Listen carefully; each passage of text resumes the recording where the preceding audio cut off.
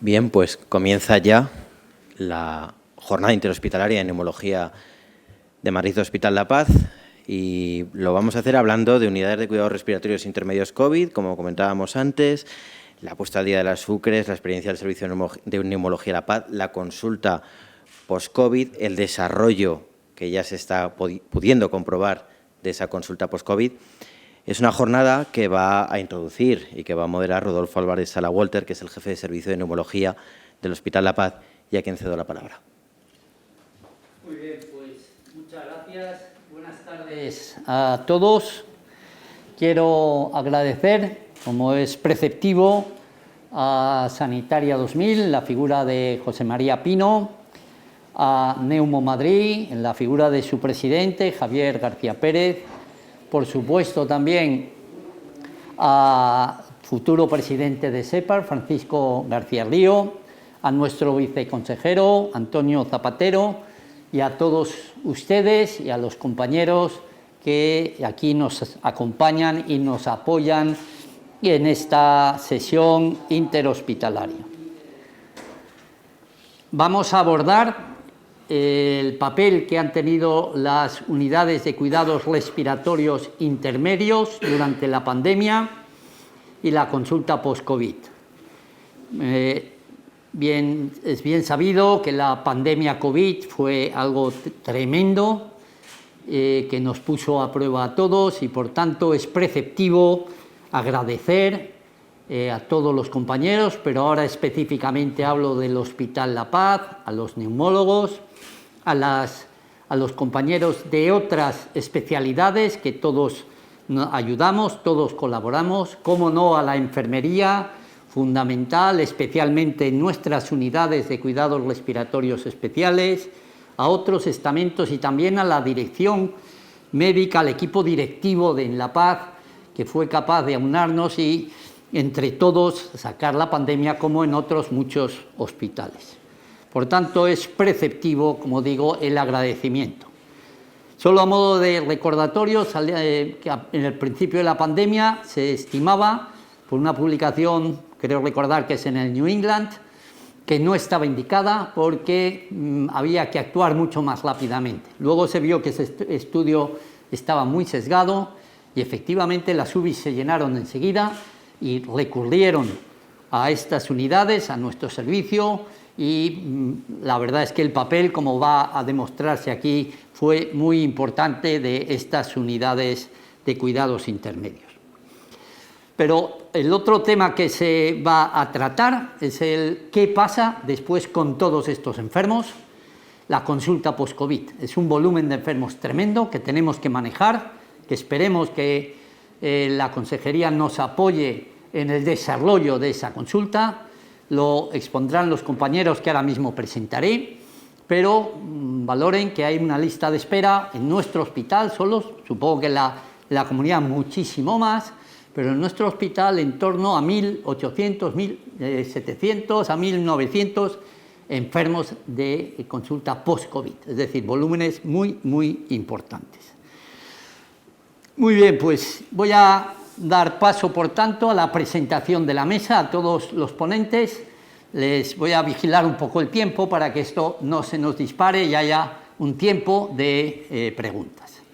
Va a haber dos partes, como ya he anunciado. La primera parte, unidades de cuidados respiratorios intermedios en la pandemia COVID, y en la segunda parte va a ser el desarrollo de las consultas post-COVID. La primera parte, las unidades, las UCRIs en la pandemia, va a hacer una puesta al día la doctora Gómez Mendieta de nuestro servicio y una experta en ventilación en unidades de cuidados intermedios.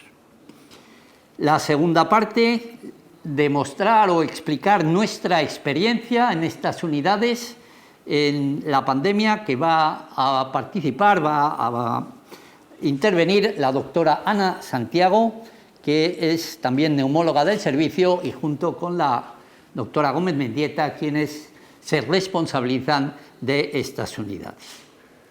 Ya en la segunda fase de la sesión, todo ello ajustado a tiempo, como digo, se va a hablar de las consultas post-COVID, un problema que nos viene ya, que lo tenemos encima.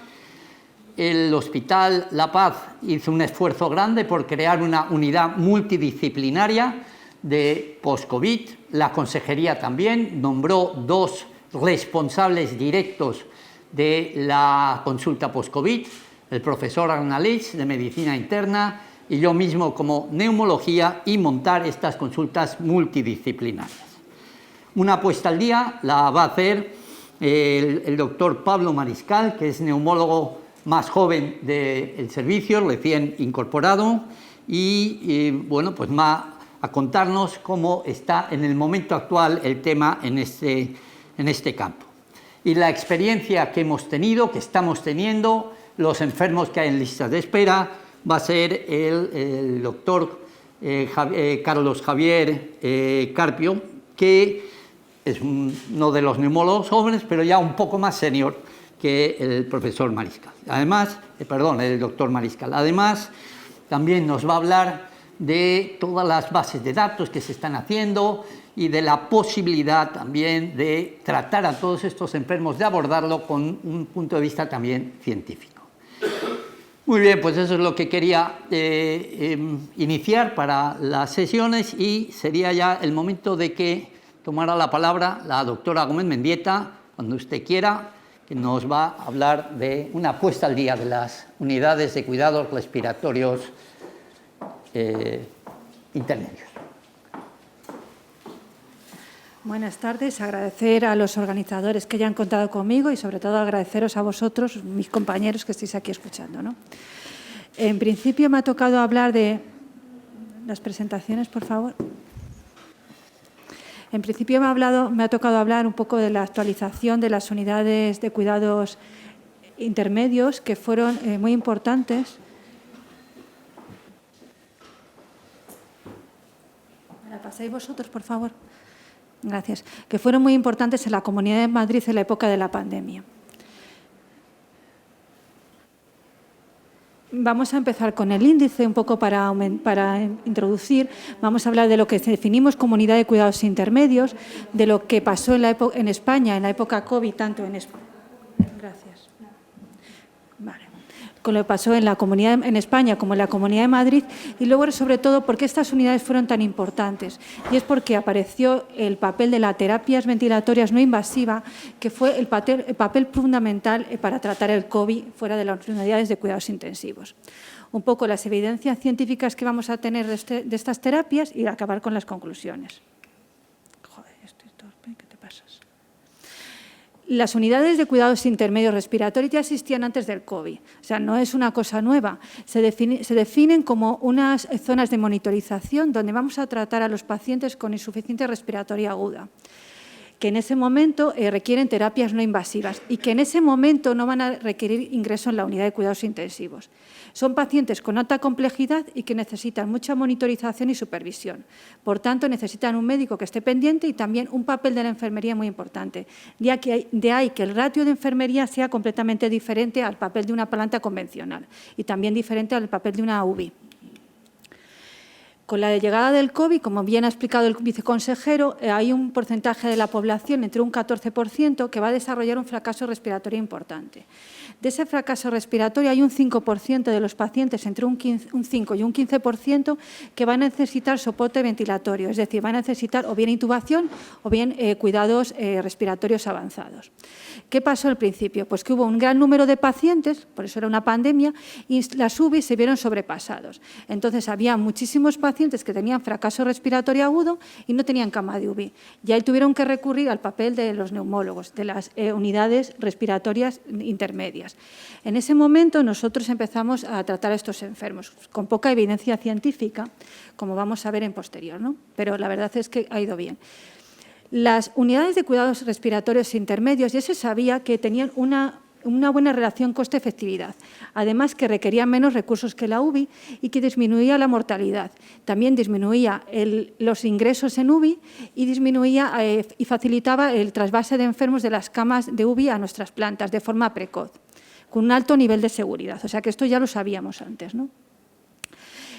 Con la llegada del COVID se realizó una encuesta a nivel nacional de lo que había pasado, de qué era lo que pasaba en España con la llegada del COVID, ¿no? Cómo los neumólogos habíamos aceptado este reto tan importante, ¿no?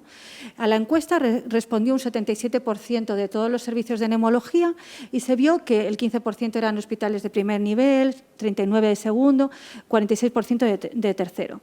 El 21%, es decir, solo había 16 unidades en todo el territorio español y se vio que con la llegada del COVID estas unidades aumentan de 16 a 41. Además, también se ve un aumento de las camas, de 115 a 525.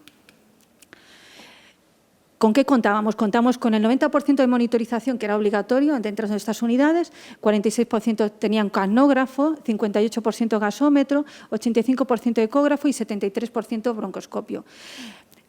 O sea, que realmente los neumólogos cogimos el reto con los pocos medios que había e intentamos expandirnos rápidamente y ayudar a todo el mundo a solucionar el problema del COVID, ¿no? El 95% de las unidades, el neumólogo era el que lideraba. Eso no quiere decir que no trabajáramos en equipo, ¿no? En equipo multidisciplinar. Pero únicamente un 56% tenían neumólogo 24 horas. Creo que es un papel fundamental, ¿no? El ratio de enfermería se mantiene, 1,4, es decir, la enfermería se mantiene el ratio, ¿no? Y luego lo que más utilizábamos era el 95% oxígeno alto flujo, ventilación no invasiva y únicamente un 61% estaban preparados para manejar traqueotomías, ¿no? ¿Qué pasó en la Comunidad de Madrid? Hemos visto que en España aumenta el número de las UCRIs y aumenta el número de camas para enfermos, para tratar. Pero ¿qué pasó en la Comunidad de Madrid?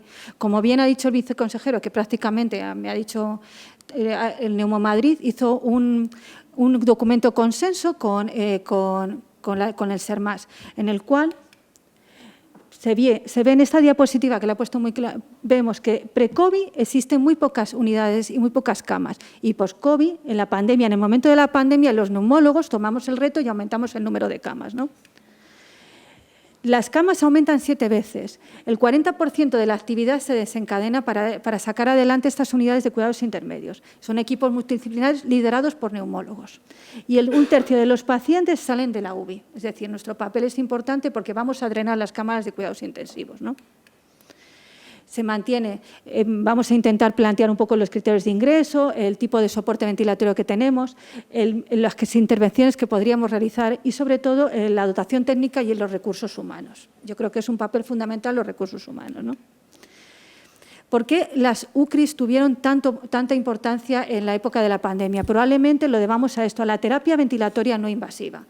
Esta es una alternativa terapéutica bastante importante para la pandemia del COVID y que nos ha ayudado un poco a sacar a muchos enfermos de ese momento de hipoxemia. Pero ¿qué pasaba? Que hasta que la época de COVID no se planteaba que debíamos de utilizar esta terapia en enfermos con fracaso respiratorio agudo y sobre todo con cuadros víricos. Pasa que nuestras guías nos decían que no estaban indicados. E incluso nuestras sociedades en los primeros momentos tampoco se ponen de acuerdo ni actualmente en qué debemos de hacer, qué terapia tenemos que utilizar, si oxígeno alto flujo, si CEPA, si BIPA, etcétera, ¿no? ¿Qué pasó? Pues que, como todos sabemos, el COVID empezó por Italia, ¿no? Que fue el primer país europeo que realmente asumió un gran número de enfermos, los primeros en que llegó el COVID a eso. Entonces, lo que teníamos sobre todo eran estudios italianos, que eran los primeros médicos que tuvieron que abordar este problema sobre todo de gran número de enfermos, ¿no? Entonces, ellos se vieron saturados igual que nos pasó a nosotros y fueron los primeros que empezaron a publicar, ¿no? Este estudio es un estudio italiano, en el que es un estudio observacional con 670 pacientes de 9 hospitales, ¿no? Que vemos que es de las primeras fases del momento del COVID, desde marzo a mayo. 69% son hombres y vemos que la edad media es bastante joven, son 68 años, ¿no?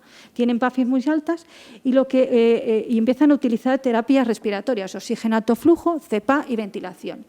Y un poco recogen datos para ver qué pasa con estos enfermos, porque realmente no teníamos todavía evidencia científica sobre qué pasaba, ¿no? Parece que el oxígeno alto flujo disminuye un poco más la mortalidad y la reintubación, pero cuando se correlacionan los datos con la gravedad, con la mortalidad y con la de los pacientes, realmente no existe mucha diferencia entre las 3 terapias, el oxígeno alto flujo, como la CEPA, como la ventilación, ¿no? Otro estudio francés, también del primer momento, lo que hace es estudiar dos grupos de pacientes. Uno, el primero con pacientes COVID, en la primera fase, es decir, del 11 al 23 de marzo, que en aquel momento solo se utilizaba oxígeno alto flujo, oxígeno convencional, como os he explicado. Entonces, ve que la mortalidad es aproximadamente, la intubación y la mortalidad un 57%, y viendo los franceses, al ver el gran número de pacientes que había, tuvieron que cambiar un poco las guías de recomendación y empezaron a utilizar otras terapias, como pueden ser la CEPA, la ventilación. Entonces, en ese momento, recogen otro grupo de enfermos para compararlos con los previos, o sea, con los que tenían COVID solo que era con oxígeno, del 24 de marzo al 8 de abril, y lo que hacen es ponerles oxígeno convencional conjuntamente con CEPA, por la mañana, por la tarde y por la noche. Quiero recordar que tienen niveles de CEPA de 10 a 13 y un poco ajustan dependiendo de las fugas en la tolerancia al paciente. Utilizan equipos de ventilación como la válvula, como la Busignan, ¿no?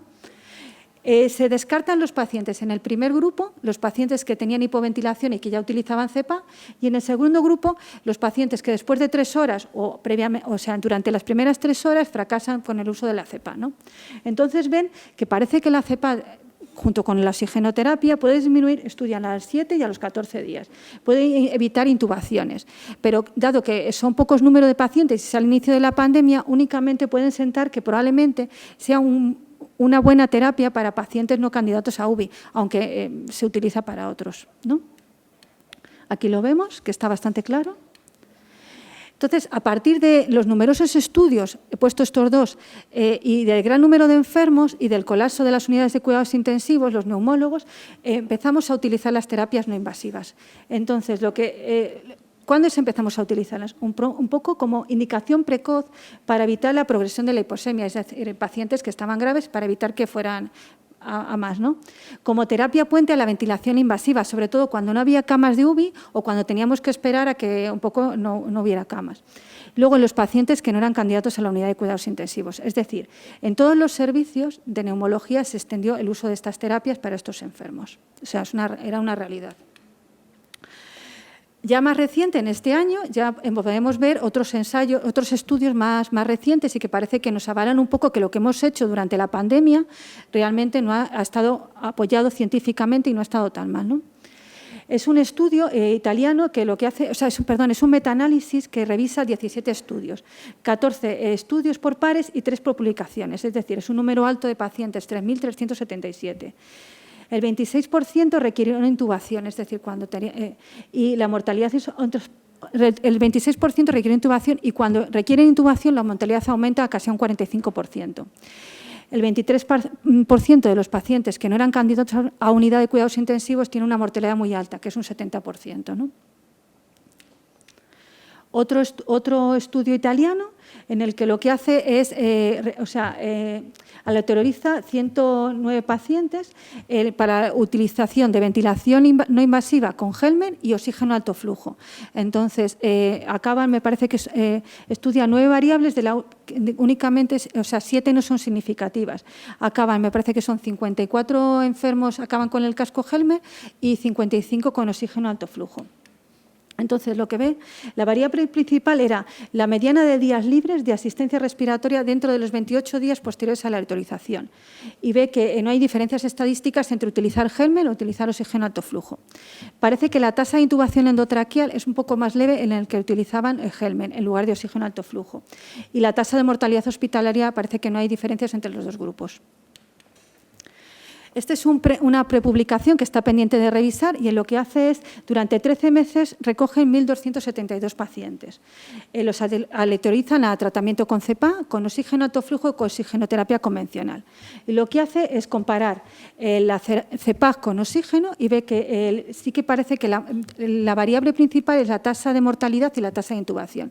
Y parece que los pacientes que están tratados con CEPA respecto a oxigenoterapia convencional tienen menos tasa de mortalidad y de intubación. Pero lo que sorprende es que cuando comparamos oxígeno alto flujo con oxigenoterapia convencional, la tasa de mortalidad e intubación parece que es la misma. Está pendiente de revisión y habrá que ver un poco lo que nos aporta, ¿no?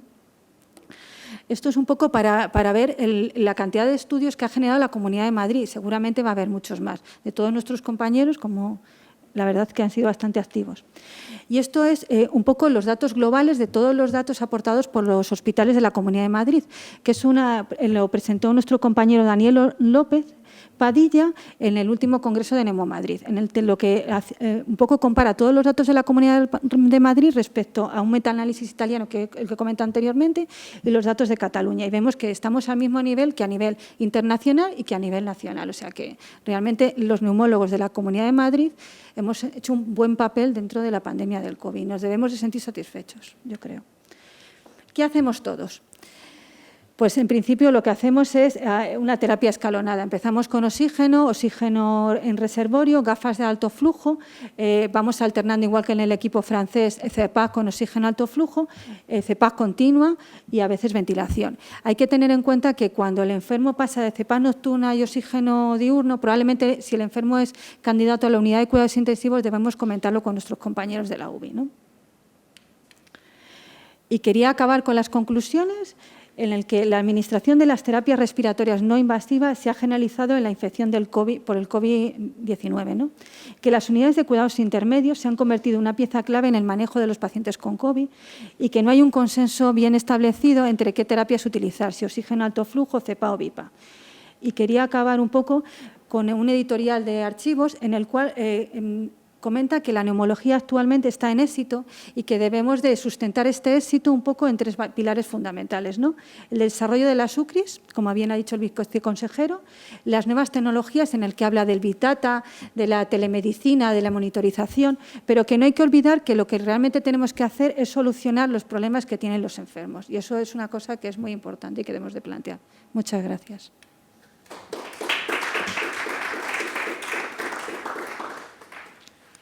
Muy bien, pues muchas gracias, doctora Gómez Mendieta. Si les parece a ustedes, dejamos el debate cuando todos los ponentes acaben para hacer un debate conjunto. Interviene ahora la doctora Ana Santiago, que va a hablar de la experiencia de nuestro servicio en las UCRIs.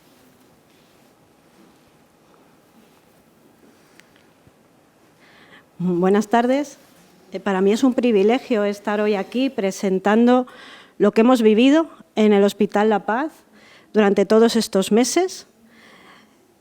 Para mí también es un éxito decir que desde hace 2 días no tenemos ningún paciente en la UCRE COVID del Hospital La Paz, ¿vale? Y eso es algo que no teníamos desde hacía muchísimo tiempo. Bueno, pues voy a presentar. A ver, ¿dónde se pasa? Este gráfico, todos lo habéis visto en Twitter, es un gráfico de las, pues hasta ahora 5 olas que ha habido en Madrid.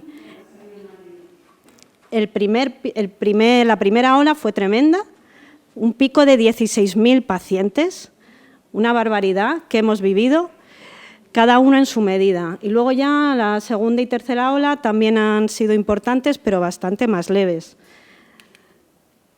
La pandemia COVID para mí ha estado marcada por un cambio continuo. Hemos tenido que adaptarnos día a día a los cambios en el hospital, al aumento rapidísimo en el volumen de pacientes y a un cambio también en las terapias. Al principio del primer brote, la ventilación no invasiva, nos decían en UCI que no tenía un papel, que el único papel era la ventilación invasiva.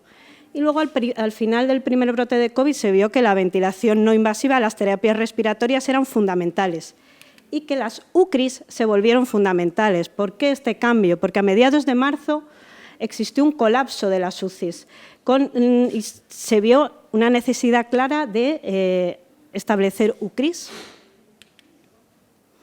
¿Por qué? Pues primero porque la UCRI supone un ahorro económico que puede llegar a ser muy considerable. Este estudio es de Haley de hace muy poco y el coste evitado final estaría cercano a los 500.000 euros al año, con una tasa de mortalidad baja. Las UCRIs son eficientes, eficaces y seguras. Ya nos ha explicado el viceconsejero, que para mí ha sido pues, estupendo escucharle, después de toda nuestra lucha a lo largo de muchísimos años, que las UCRIs se consideren, que la neumología se considere una especialidad muy importante.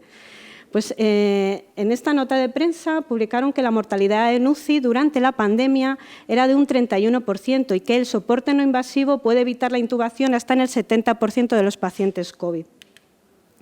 ¿Qué ocurrió en La Paz? Pues vamos a verlo.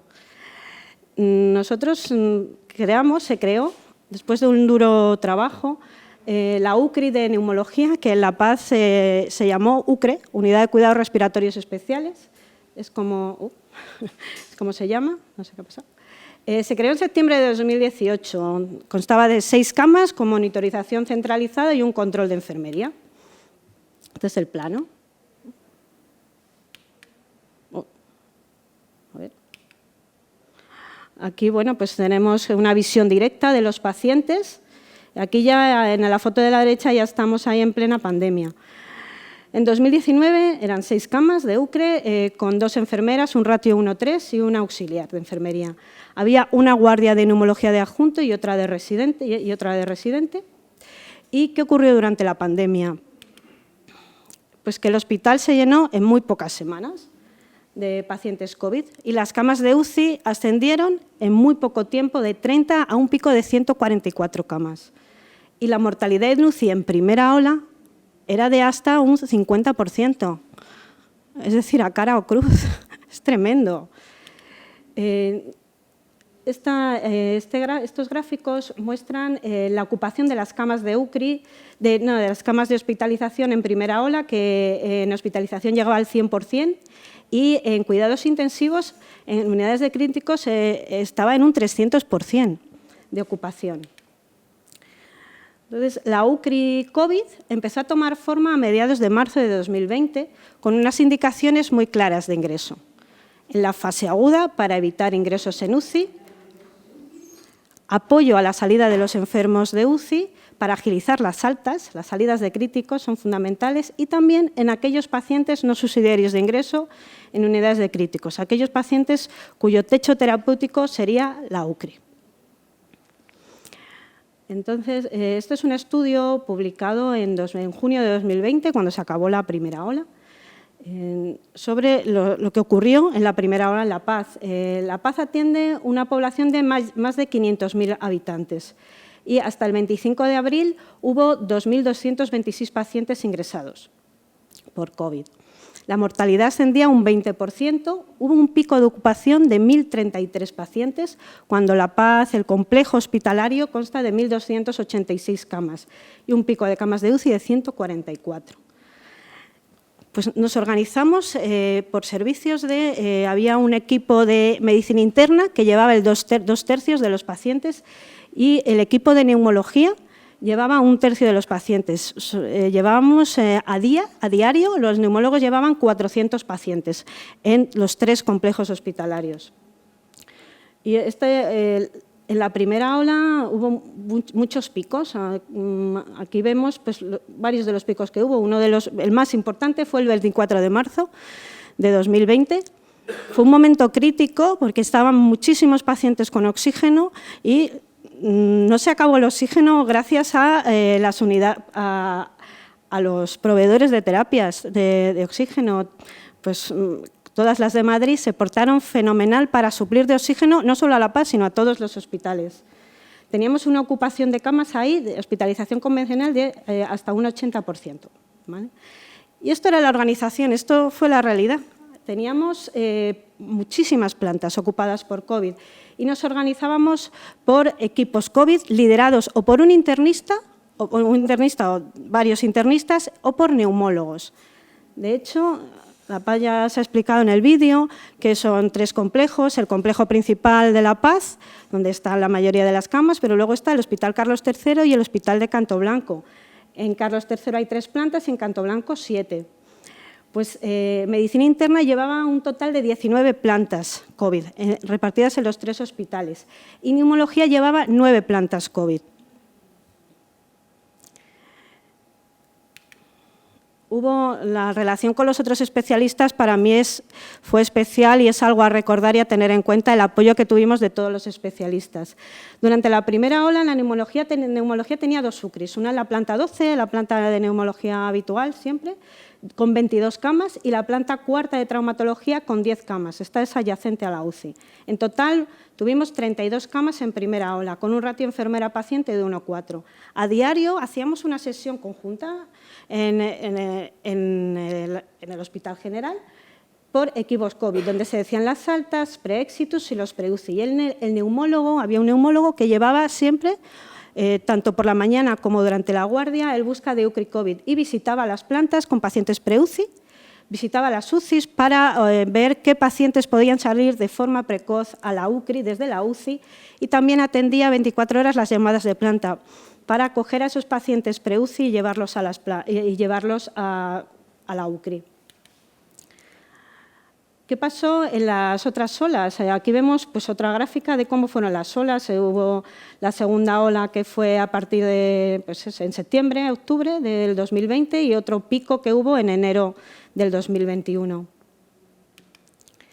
Pues en el resto de olas lo que vemos es que hay una UCRI COVID que llega hasta 20 camas en la planta 12 y otra UCRI no COVID en la planta tercera del Hospital de Traumatología con 8 camas, porque en primera ola los pacientes no COVID eran muy escasos, pero ya en segunda ola se vio la necesidad de volver a nuestra UCRI habitual, porque esos pacientes seguían existiendo y cada vez eran más. Entonces, las enfermeras de la tercera de trauma no estaban adiestradas en ventilación y se pusieron al día. En un mes se hizo un adiestramiento por parte de nuestras enfermeras a las enfermeras de la tercera de trauma, con unos resultados excelentes. Para mí ha supuesto pues, un éxito. Lo que les ha gustado poner terapias y aprender muchísimas cosas nuevas. El ratio enfermera-paciente es de 1,4 y hubo ya la guardia desde la segunda ola. Ha habido 2 adjuntos y un residente hasta hace escasamente 2 semanas, que ya ha bajado mucho la pandemia. Y de hecho ahora ya hemos vuelto hasta hace un mes. Hemos vuelto a la planta 12, la UCRI no COVID ya está de nuevo, después de más de un año, en la planta 12, actualmente tiene 16 camas. Y teníamos 4 camas de UCI COVID actualmente y ahora, desde hace 2 días, ninguno. Los resultados que hemos tenido en La Paz. Pues hemos recogido 343 pacientes con terapias no invasivas en estas 3 olas. Os voy a presentar los resultados siguiendo este esquema de datos demográficos, resultados de pacientes pre-UCI, no UCI y salidas de UCI, las terapias utilizadas y la mortalidad según edad en mayores de 80 años. Respecto a los datos demográficos, la edad media es de unos 65 años. El sexo es un predominio de varones en un 65% más o menos, y la estancia media en UCRI es de 10-11 días de media. Dentro de los pacientes subsidiarios de UCI, los pre-UCI que llamamos, el porcentaje de pacientes que evitan intubación llega a un 70% en las 3 olas, pero vemos que en primera ola los pacientes que evitan UCI son un 63%, pero según vamos pasando las olas, en tercera ola el porcentaje de pacientes que evitan UCI alcanza un 75%. Aquí vemos lo que ocurre en los no subsidiarios de UCI. La supervivencia global alcanza en La Paz un 26%, siendo en primera ola un 26%, segunda ola 29%, tercera y cuarta ola un 23%. Es parecido a los resultados de otras unidades y sobre todo parecido a los resultados publicados en Europa. ¿Vale? Respecto a las salidas de críticos, tenemos los resultados de primera y segunda ola de momento, donde hay entre un 18 y un 23% de pacientes que salen de UCI a UCRE y hay un porcentaje de reingreso bajo, de alrededor de un 20-24%. Aquí es la tabla de supervivencia global en pacientes con terapias. La supervivencia suele ser de en torno a un 68% de forma global. En los pre-UCI asciende hasta el 80-82%. Y en los no UCI sí que baja mucho, hasta un 26% la supervivencia. Respecto a las terapias usadas, en primera ola usamos bastante más CPAP que en las sucesivas olas. De hecho, se usó alto flujo en un 42% de pacientes y un CPAP y pulmodine en un 25 y un 32% en primera ola. Y ya en las olas sucesivas se usó muchísimo más alto flujo. Y en las sucesivas olas lo que vimos es que la CPAP no era una terapia única, sino hacíamos tratamientos combinados de CPAP más alto flujo o BiPAP más alto flujo.